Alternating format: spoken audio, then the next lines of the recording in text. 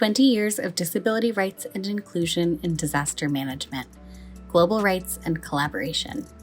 I had the incredible opportunity to spend just about 8 years at FEMA. I was appointed in the Obama administration. It was a huge honor to go to FEMA as senior advisor to FEMA Administrator Craig Fugate.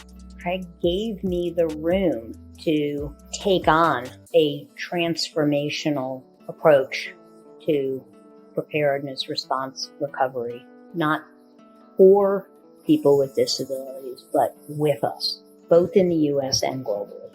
We established the Office of Disability Integration and Coordination. I was given funding to hire 285 disability integration specialists. I had the opportunity to get involved in what was becoming the Sustainable Development Goals and the particular focus on disaster risk reduction. And that then became the Sendai Framework for disaster risk reduction, which, the Sustainable Development Goals are a 15-year plan with targets. The Sendai Framework for disaster risk reduction was the first specific focus following the global commitment to the Sustainable Development Goals.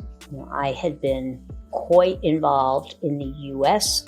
response after the Great East earthquake in Japan in 2010.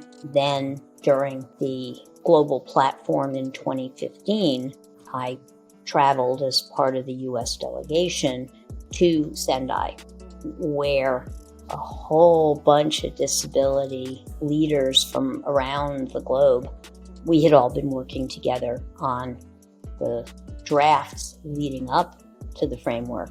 We had very successfully embedded not just the needs of people with disabilities in disaster risk reduction, but very specifically the recognition that people with disabilities are most knowledgeable and need to be not only at the table, but in leadership roles. And then I've had the great opportunity to continue to focus on that. The UN Secretary General a couple of years ago established the UN's Disability Inclusion Strategy, 4 pillars and 15 indicators of disability inclusion throughout all of the UN agencies.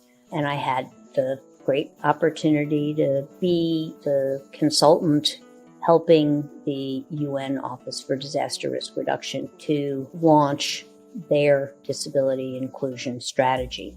When I came to WID just about 2 years ago, one of the things that our board asked of me was to bring a focus on disability and disasters, climate justice, to the work that WID is doing.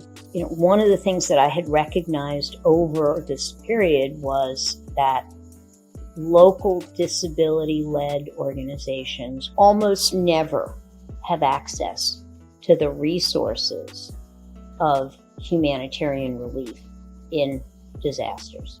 And so we decided as part of WID's strategy that we were going to launch a global alliance for disaster resource acceleration, cutting out all the middle pieces and bringing corporations and foundations directly together with local disability-led organizations to help those organizations continue their operations and to support their community, not as a charitable approach, which is what a lot of humanitarian relief is, but rather as a tool for community strengthening. These local organizations deal with the big challenges of their local community on a daily basis.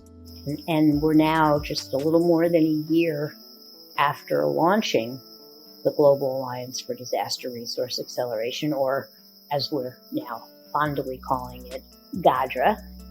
GADRA and our work in preparedness, disaster risk reduction, and climate justice, they're certainly all about disability. But they're really about social justice. They're really about a much more just world centering on the people who need us to get it right the most.